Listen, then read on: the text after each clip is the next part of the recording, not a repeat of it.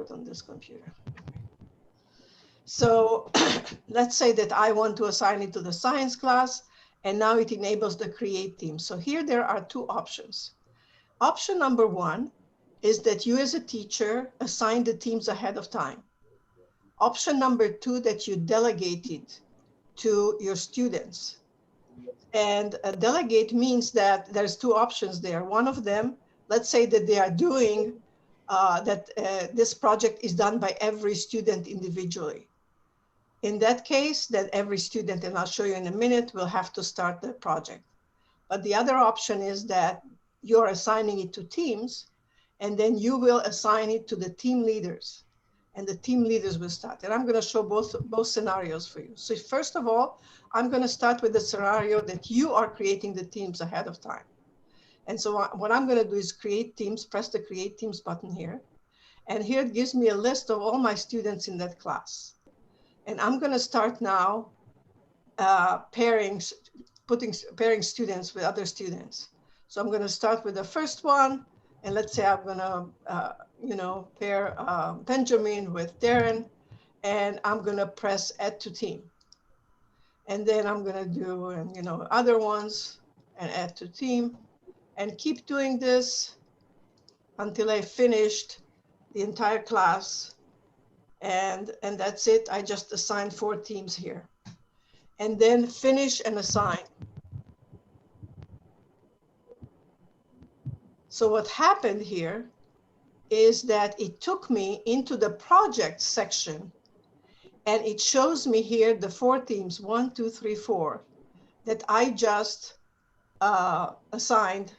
And students, when they now come in, and because you guys have a Google Classroom and you import your students, they don't have to sign up. They just have to log in to sign in. And when they sign in and come to the science class, they will see it here. Then they will see their project, and they will be able to start immediately working because the names here are showing up. Option number 2, like I said before, is that you decide that you want to give independence to your students and you want to delegate it.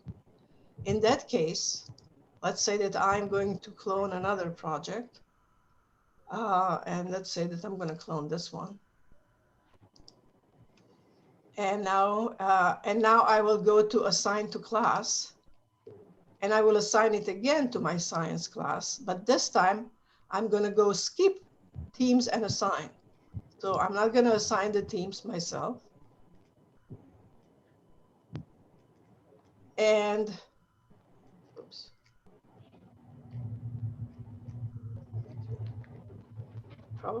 I probably have already assigned this. So if you have assigned already a project and it shows up in assignments here, then you will not be able to assign it again. Let me choose something else.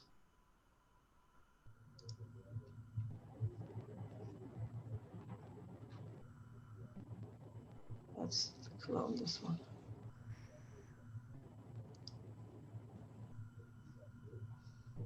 And I'm going to go now to assign to class. And I'm going to go to, I don't know, social science. And skip teams and assign. Okay, so this is what happened. So in science class, under assignments, I have now the COVID-19, the new normal project that I just assigned. Your students are going to sign in, come to the class, go to assignments, and this is where, if this is if you have a team project here, then the team leader will press the start button. And so when I click here, start, it gives me a warning. If you are part of a group, only the group leader should start. And let's say that I will now, you know what, let me just do it for, go to the members and log in as one of these students so that you'll see exactly what's happening.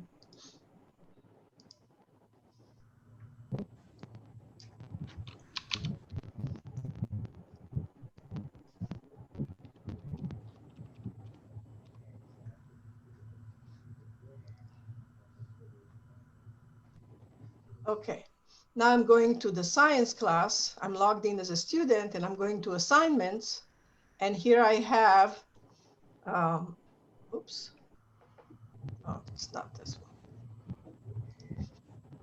And here I have COVID-19 and I can now start the project. I press on the start button and it gives me the warning and I confirm that I am the team leader. And now it gives me the list of the students in my class. And I'm gonna add 1 or 2 more students that are with me in the team, or maybe more. And then I'm gonna press confirm. And what happened now is that this is our project. And I'm gonna go now into, to show you what happened. I'm gonna go to the science class, to that science class. And here it is, me together with 2 more students that I've added. And of course, in this case, every team leader has to do this. In case that this is an individual project, then every single student will have to start.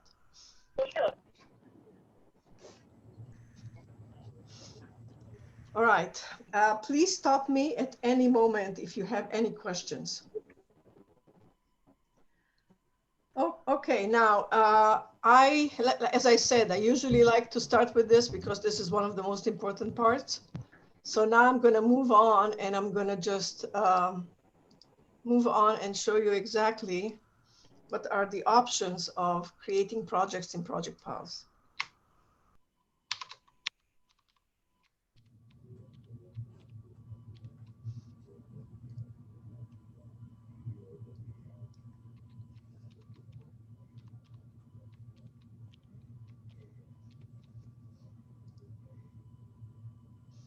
Okay, so as I said, Alex was in the training. We have 3 options of creating projects in Project Pulse. One of them is, and the one that we are recommending, is going to the project catalog.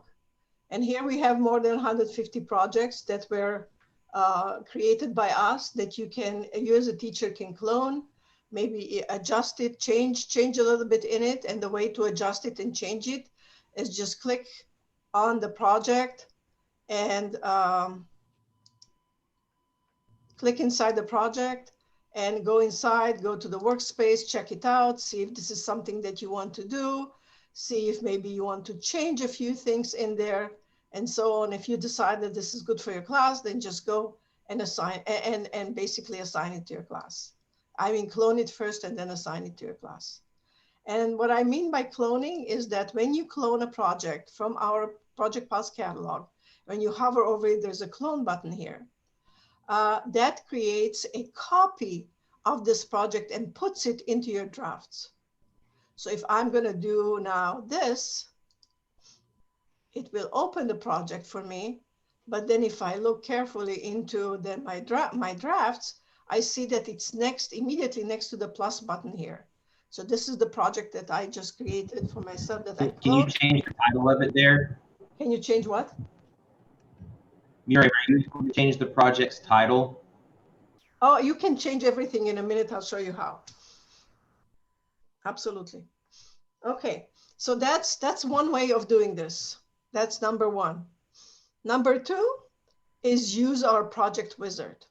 Now, before I do that, I'm going to take you again to the catalog because we have different types of projects. Like I said, like I told Alex, we have starter projects, template, lesson plans, completed project, but we also have something that's called single tabs.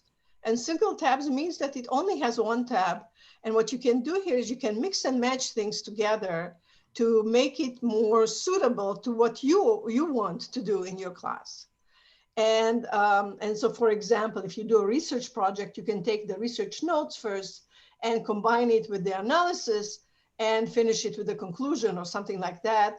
And there's quite a few of these that you can actually mix and match in different ways. And we are adding all the time. So that's number 2. And in this case, we are using the project wizard. And so to show you how the project wizard works, all you have to do is just press the plus button here. And that opens up and you can call it, whatever, I'm going to call it my project. And you type a description here, and I'm not going to put the description right now, but you definitely can. And then here you can add the project image. And to add an image, basically, that's the same way we do adding images in all cases. So in this case, what I'm usually doing is opening a new tab in Google and typing in, I don't know, whatever the topic of my project is. In this case, I'm just going to type project, and I'm going to go to image, and I will pick this image, and I'm going to say, okay, so this is my image, and then copy image address and go back to Project Pause and click where it says insert URL. I'm going to paste that and go, and here is my project image, and I can. I'm sorry, Miriam. I missed how you navigated to this page where you're creating, like, giving it a title. I missed how you got to this place where you are right now. Yeah, I will take you there in a minute. Just 1 second. Let me finish this, and then I'm going to take you back. And then what it gives you here is a few options. Option number one is, you know what, maybe I can do it here. You see the plus button here? Click on the plus button and it opens. Okay. Okay. All right. And then what we have here is a few options. Option number one, it says blank. If you want to do a project from scratch, that's the choice you're going to use. But it also gives you a few introductory tabs, like, you know, and then you can, but let's say that you want to start a project with a brainstorm or just a regular introduction template, or maybe your class is doing an observation about some phenomena. Let's say that they are doing an observation. I'm going to select that. And then I'm going to click here on add phase. And then it gives me more options here, but let's say that neither of these are really something that I want to use. Then I can go to more templates. And in more templates, it gives me all the one-tap templates that we have. And so I will go now to problems based on observation, because I started it with observations. I want now the students to identify the main problems and what they have observed. So I'm going to press save here. And let's say that that's it. I am done. This is my entire project. I'm going to press finish. I can still keep going like this, add phases and so on. So I'm going to finish here. And it just created for me a custom project that starts with observations and has all the scaffolding. And I'm going to go over this. Don't worry about it. And then the next tab is the problems that I said that the students will identify out of the observations that they had previously. So this is what number two, like I said before. And number three of creating a project is, and again, you see here is my project. Here's the one that I just created. And number three will be, and again, I already showed you that, the option of creating it from scratch. So again, you press on the plus button, you type in the name, you type in the description, you put an image, and then you go and you select the empty tab. And the empty tab will allow you, will give you a completely empty tab and will allow you to basically create, design your own project. And that happens usually when you already know what you want to do, you already create everything yourself. So these are the three ways of creating projects. So let me take you into one of these projects. And is there a specific topic that we need to focus on, or it doesn't matter? You guys want to choose something? Does it have? I'm assuming it has to be STEM, right? Yes. Okay. So let's say we take you are what you eat. Let's say that this is, and you are what you eat, basically, you know, they develop an understanding of what it means to be healthy, to be healthy, examining how healthy body functions and so on. So that's what we are focusing on. So what you see here, this is the project dashboard. Now, Matt, you asked if we can change the name. Yes, we can change everything.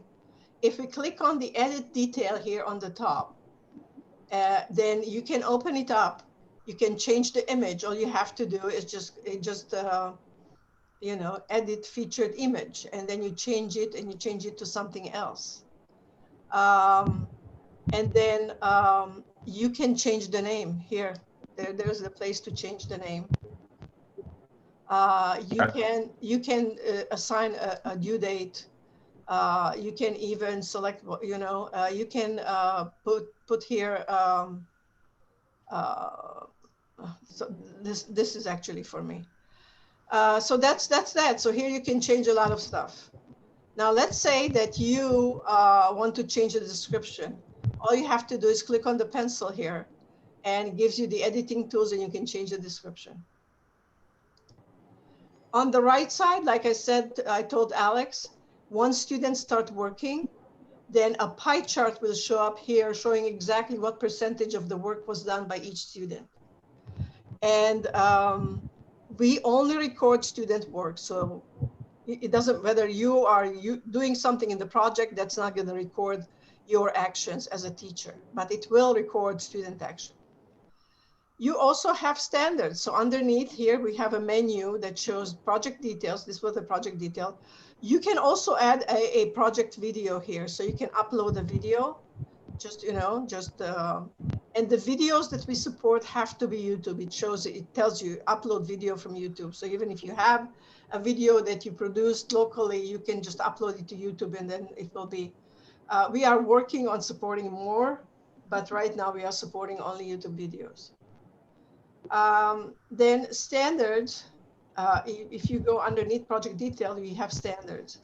The way to add standards is just click here on the plus button on the right side, and click on this arrow. And so let's say that we are selecting the NGSS, and selecting whatever, life sciences, and then selecting all the life sciences standards. And so here we can actually select whichever applies. And I'm not even checking this, what is, and then going in and pressing save, and it will add it here as part of the, as a standard. We can, if you have specific standards that you want us to upload, and so that you can use it, please feel free to send it to us. We can upload your specific standards here. Supporting materials. Supporting materials is basically, could be anything. It could be a website, could be a YouTube video, could be a PDF, could be a G Suite file, any G Suite file, and could be any Office 365 file. So it's easy to do. All you have to do is click on the plus button. You can either browse on the computer or paste the URL here, and it will list it here as one of the resources that students can use. Once it shows up, all students do is just click on it, and it opens up in a new tab, and they can read whatever you prepared for them, before the project or after or during, and so on. The task board. So task underneath supporting materials. Again, this is like a Kanban board or Trello, if you are familiar with Trello. And all you have to do is just click on the plus button next to do. And here you can describe what needs to be done, who will do it. You will, there's a list of students that's going to show up. You can check mark them, whoever is going to do this task. What is the priority and the due date. And you have a calendar here that you can choose. And then a short description of what needs to be done. You can also, so tasks can be created by the teacher ahead of time, or they can be created by the students as well. Once the task was created, you drag it to, the students will drag it to in progress. And then once they are done, they will drag it to done. Statistics, you will start seeing statistics show up here once students start working. Before they contribute, there's nothing here, as you see. You can also co-author a project with another teacher.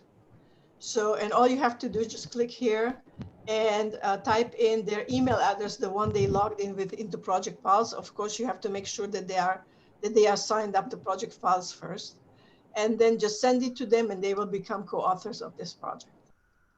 Let me now take you to the workspace where the work really is done.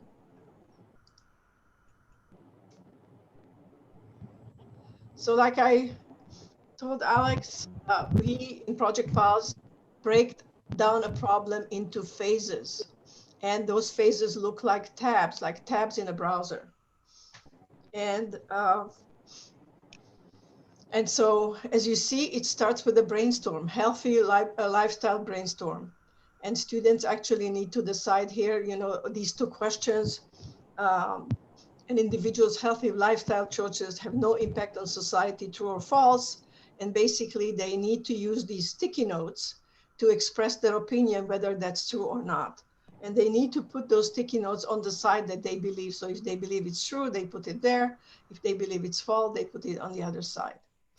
The sticky notes, that's really easy. So basically we have, these are the operation. This is the operations palette. And this is a text box. And so basically we have click to edit. So once you click inside the text box, you have all the editing tools on the top, and all you have to do is just start typing. Again, as I told Alex last time, these are, in these projects that you have in the catalog, we scaffold student work by giving them these things like replace this text with your opinion, so on and so forth. If you decide that you don't want to give them anything, you can, because on the right side, the 3-line menu opens up a little fold here that includes the instructions for students. So you as a teacher can give them instructions here. And if you choose that all you want to give them just those instructions and nothing else, that's fine too. This is very popular among teachers, the project with the scaffold. And so we actually produce more and more of them. But again, you can remove everything. So let's say that you decide that you are not interested in some of these things and you want to remove some of them. To remove something in Project Pause, it's never permanent. It's always, it can always be restored. So all you have to do is click on the 3-dot menu here and you go to archive objects. So objects are not deleted permanently, they are archived. And where can you restore it? We have something that's called the content library. Every asset in the project that students create or you create is being stored in the content library and can be repurposed. So here it is. These are the recent additions to this project. And in order to, and I'm going to get back to the content library in a minute, but in order to get what we just archived back and restore it, all you have to do is shift to the archive mode on the top, and you can now click on it and restore. That wasn't replace. Oh, something happened here.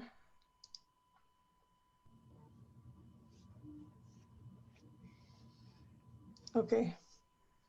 I don't know what happened here because it just worked yesterday. I'm sorry about that. I'm gonna check with our team what happened here, why I'm unable to restore this. Anyway, let me go for a minute. I think that maybe because this is an older project or something, and that's what happened, but I'm gonna check. I'm sorry about that. Anyway, anything can be restored from the archive, like I said before. So whatever was done here, you know, you can go there, you can press the restore button and it just shows up again, like I said before. But I'm gonna check this one. And then we are moving on to the next tab. And the next tab shows here, we have questions tools. So we have different types of tools. So the first tool here on the top is the text tool. So if I click on the text tool, that it gives me a new text box that all I have to do is just click inside. And like I said, we have, this is click to edit, so you can just start typing. So that's one way of doing this. Then the second tool is the media tool. And if you click on the media tool, it opens up. So any type of media that you're adding into the project shows up here. The types of media that you can add are images, videos, and like I said, any G Suite file, and it shows you what type of file it is. So in this case, it's a spreadsheet. Links, web links, so web pages, you can put in here as well. And Office 365 files, all these things can be added in here. You can also search an image by its name. You can rename an image, and you can give it a name and then click on the check mark and it can be renamed. And you can also search by media type.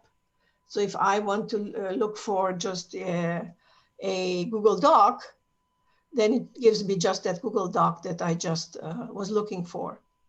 And to drop media to the workspace, all you have to do is click on it and then place on workspace. It brings it into the workspace, and now I can make it bigger, make it smaller, do whatever I want with it. And of course, archive it if I don't need it. As I also explained to Alex, we have another tool that's called the question tool.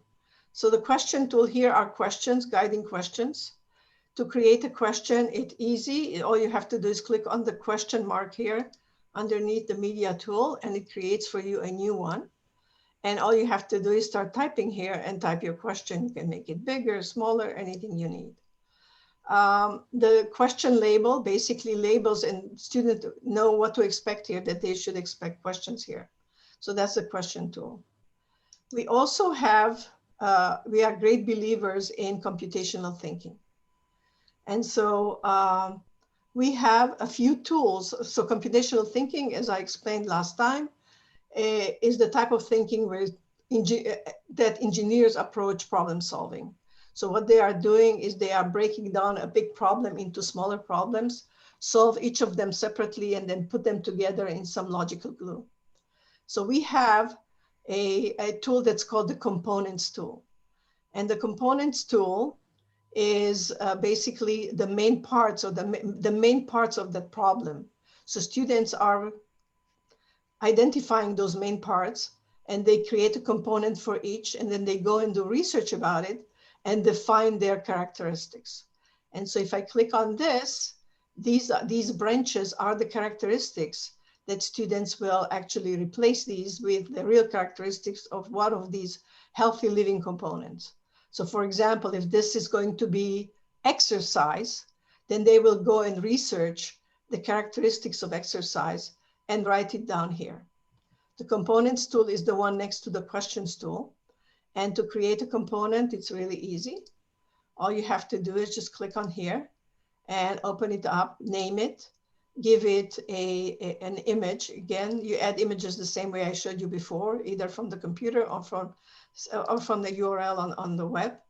And then to show how to actually edit this, is you go in there, and then each of these items that you see, the branches that you saw, is here. You can type it in here. So let's say that, you know, this is exercise, and the first one you will replace with exercise is healthy for you. Whatever, you know, you type in here. And then, of course, you can add more items. On the bottom, there is a button that says add item. You can add as many items as you wish. And you can add images here the same way we did before. Every item can be, you know, you can add a relevant image to it. You can even add additional supporting media, like, you know, other types of files or anything that supports whatever you are claiming on the top. And then once you're finished, then it creates the component here. And when you open the branches, you see all these characteristics. The big benefit of it is that these short sentences are easier for students to remember. They are reducing their cognitive load, and they are also encouraging collaboration because other students in the team can come and see these lists of characteristics and can weigh in by either adding a new characteristic or maybe even correcting some of the ones that other students did and so on. It encourages collaboration. Let's move on to the next tab. And so as you see, so this is a whole phase of these tabs are a whole, I would say, list of tabs that basically focus on healthy living and healthy eating. And so here, this is the students are creating a My Plate plan. And in this case, they are going to this website, and they will be creating a menu, a typical menu for these people. This is our annotation tool. And when it opens up, you see this person and you see that he's 55 years old and his physical activity, he's doing only once a month. And so when you go to this website, you can type in that information and you can come up with some menu that fits his specific conditions. And so I'm going to focus in a minute on the annotation tool. So that's that. This is a regular text tool that students can actually replace. So annotation tools, what we like to use annotation tools for is, like in this case, next to an image that shows some specific information about whatever the image underneath is. And so, for example, if you have an image of the heart and you want to focus on each of its chambers, and you want to show what each of these chambers, how is it functioning, then adding an annotation. In annotations, you can add not just an image, you can add a video as well. So you can add a video here and an explanation underneath it and a title on the top. And you can place this on top of that heart image. And when somebody clicks inside the annotation, they can see, oh, this chamber works this way and the other one works the other way, and so on. So basically, it's kind of delve in or delve into something. So that's the annotation tool. The annotation tool is the tool, the one underneath, the one before the last.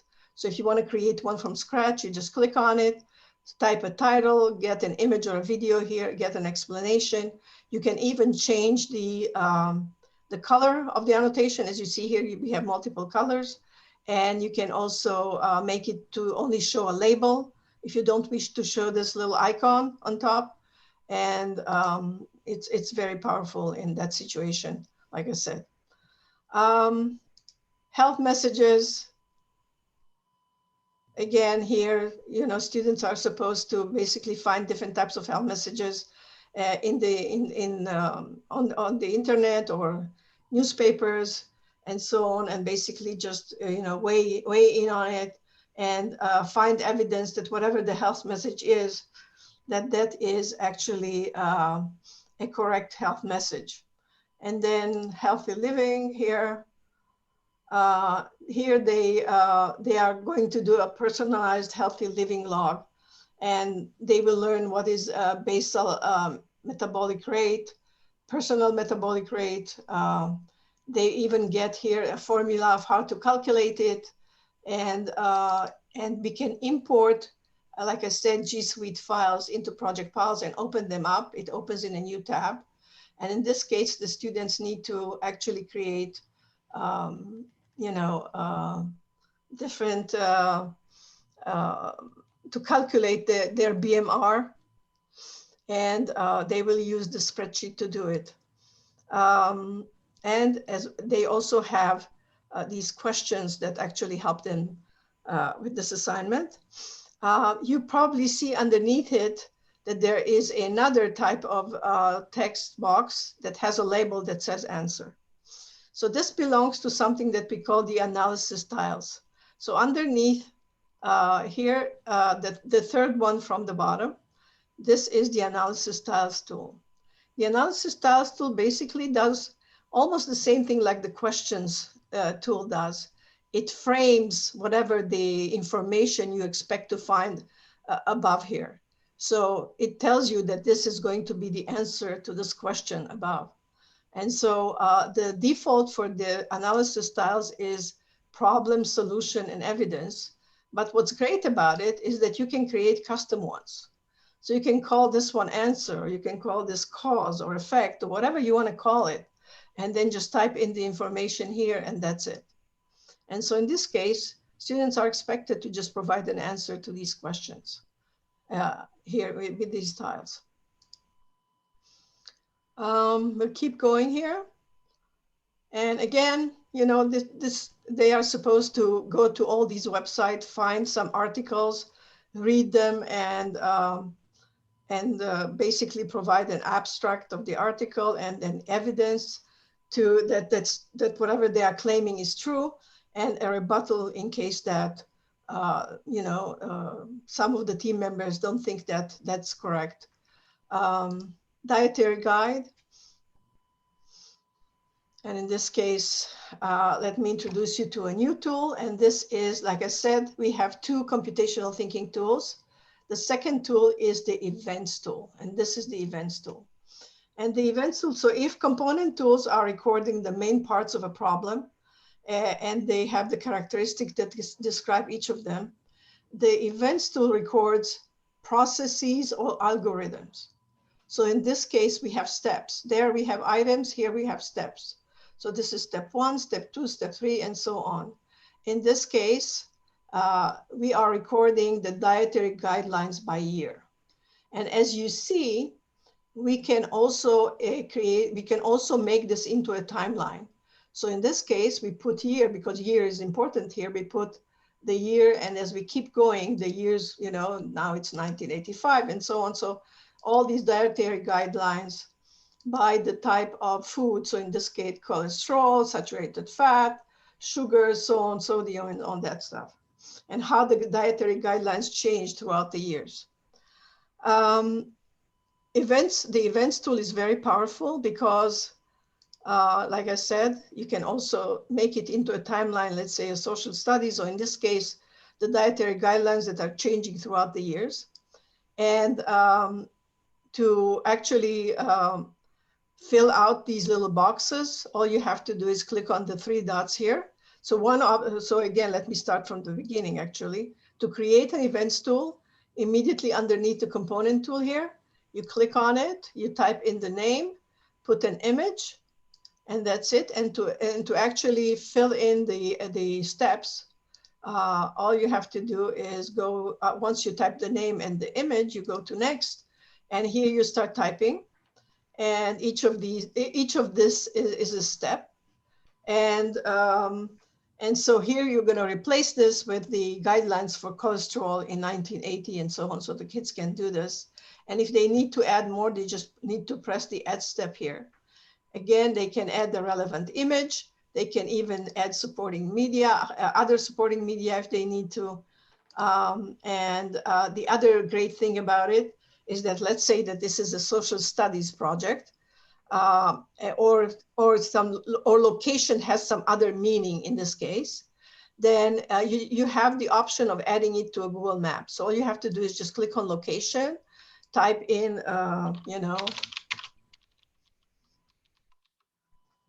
this is where I'm right now, and you press save. And there is the coordinate that shows up here. And if you press save, now we can see it in different views. So there's the default view, which is the step-by-step that you see here. And then the next view that you can see is the gallery view. And the gallery view, because we don't have an image right now, this is just an image placeholder. When you click here, usually you have a big image here and a very short sentence underneath here, and you can present it to the entire class. We are also going to have here videos. You'll be able to put videos as well. And so this is how you can shift, and from slide to slide and show and present it to the class. And the third view, of course, is the map view, where we can, as I said before, you can show it on a Google map. Okay, and again, BMI. So here, students are supposed to actually calculate the BMI and answer some questions, describe things, describe what is a BMI and its use. And you know, this is just another workspace that, and in here, just wanted to make sure to go back now to the content library. Like I said, everything that students create is recorded in the content library.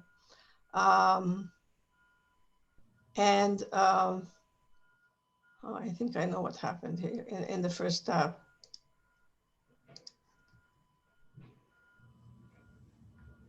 Yeah.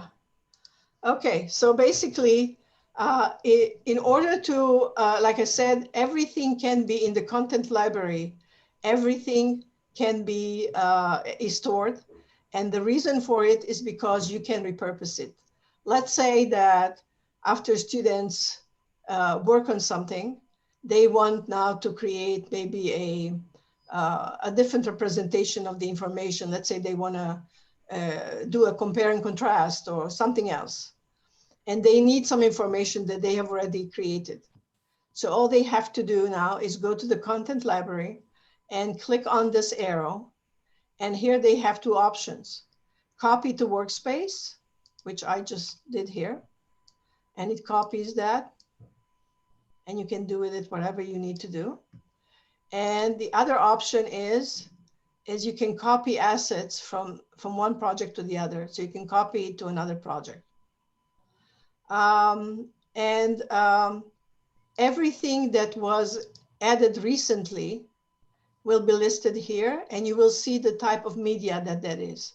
So in most cases here, this is text and a few of the analysis styles and a question.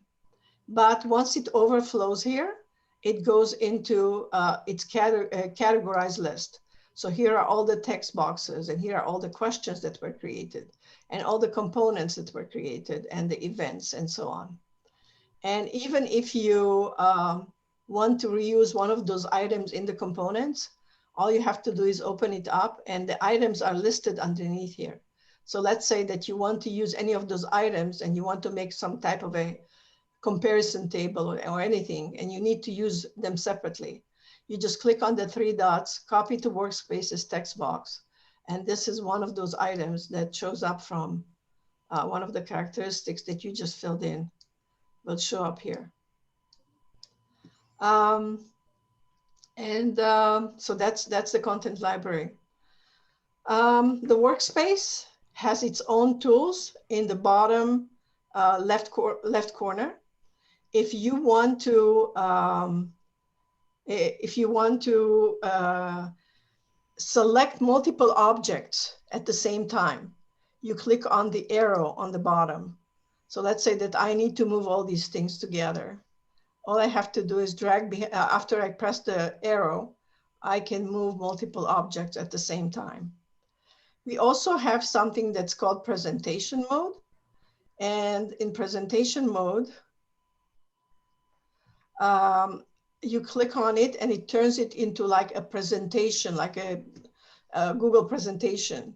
Students can now, after they've finished everything and they, the project is done and they want to present it to the class, all they have to do now is use these arrows to go from tab to tab and show students in the class what they have done and so on. So there's also presentation mode available.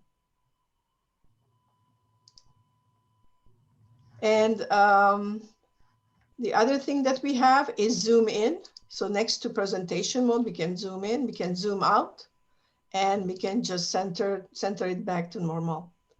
The other thing that I did not show you that is very important is that anything that you have, any project asset on the workspace can be duplicated, and it's going to create a unique copy of it so that it's not going to change the original. So if I click on the three dots and I go to create copy, then it creates an exact copy of it. And now you can change its text and make it something else. So if you don't want to bother with reformatting something and you just want to use the same thing and you want the same look, all you have to do is just click on the three dots and go to create a copy, and that's it. Let me now go more into, go to another project for a minute and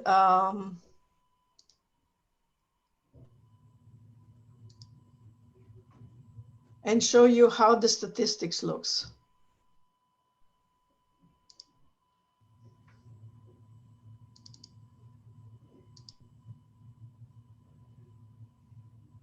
So this is a project that was finished by a group of students. And so now you have statistics here. So if I go to the statistics here, this is what you see as a teacher. So here, every student has their own color. And here you see the number of actions they did on each of these dates. So you can go there and see that here, this is what this is how many actions they did, how many actions Benjamin did, and how many actions Darren did, Elizabeth, and so on. So you can just go in here and see that. You can also see how many sessions in and out they did, how many collaborations. And what collaboration means is that they have worked on the same object together. So let's say that, they create a component and one student sees that one of the component is missing a characteristic or something that the other person forgot, they can go in and add that. So that is considered a collaboration. But there's also, and I'm going to show you in a minute, you can also comment on each other's work. And you as a teacher can also comment on student work. So, so that's considered collaboration. How much time spent in the system, and averages, average session duration. You also have the same information in a table format, and you also have this pie chart that shows what percentage of the work was done by each student, as well as what types of objects were contributed to the project. And so, so here they are.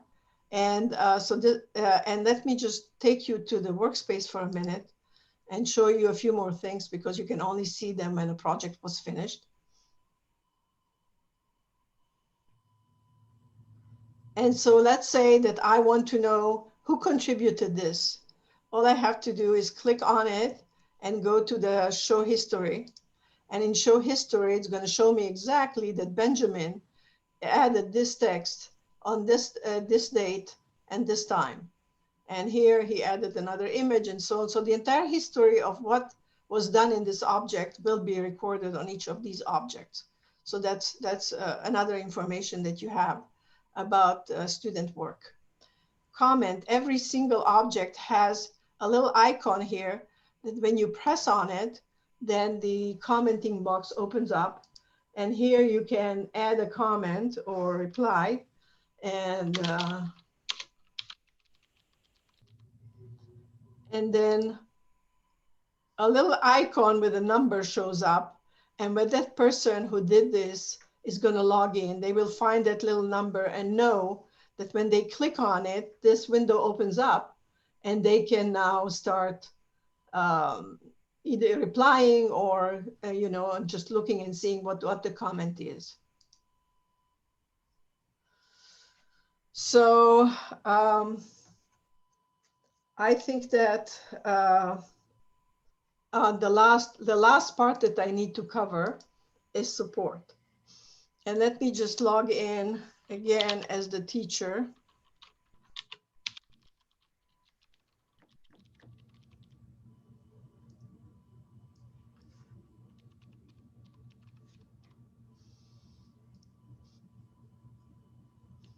And teachers, when they go into a project,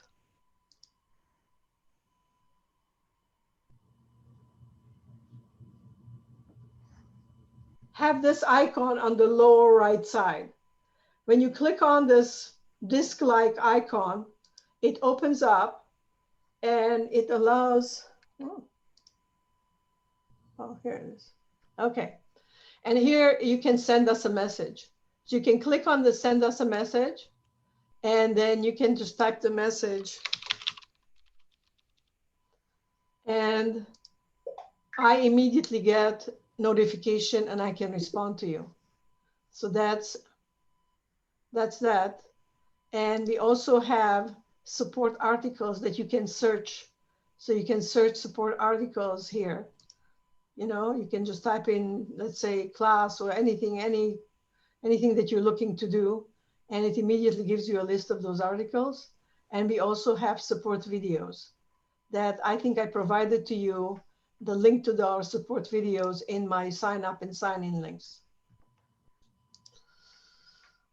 Questions, guys? Any questions? Anything that you want me to repeat? As far as the demo, exactly what do we need to do for that? As far as using it with teachers, so we could do we have access to use it with teachers, and then Matt and I would have to go over the training component? Is that correct? So you want teachers to be trained on it? Is that the question? When we talked before, there's probably going to be a time frame where we would have to get everything processed, and just to go ahead and get access to it. What will we need to do that? As far, you said the demos could be for a month, is that right? Demos could be for you mean free trial? Yes. Yeah, free trial is for a month. Yes. Okay. Yeah.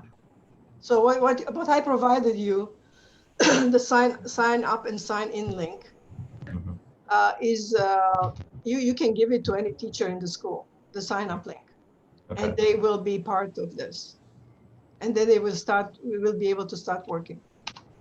Okay. Okay. We also have very. This might be. Yeah, sorry.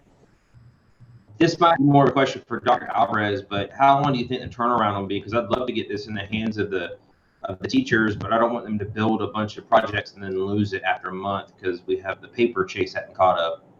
Yeah, we would probably need to follow back up with Mr. Loach and see how quick she could process it. So we provide training to teachers. If you guys are interested, so this was free. This training. I also will provide you with a recording of the training. If you would like to have training for all the teachers, I would be happy to conduct that, but that costs $295 for an hour. So I don't think they need more than an hour in the beginning.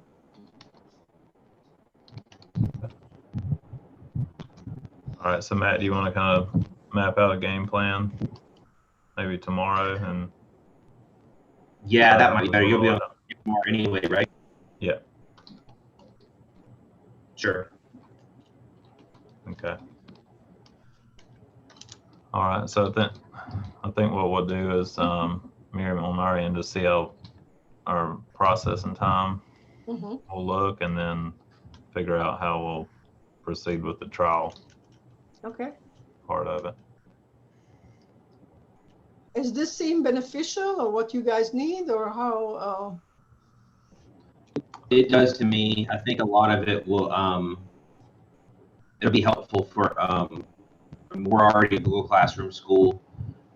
It'll help a lot of the teachers. A lot of these, especially like the single tabs, teachers are trying to create stuff like that in Google Forms and put it in their classroom, and it's taking them a lot of time. And this will be helpful, being able to just kind of drag and drop those. Perfect. And we are always adding new single tabs, by the way.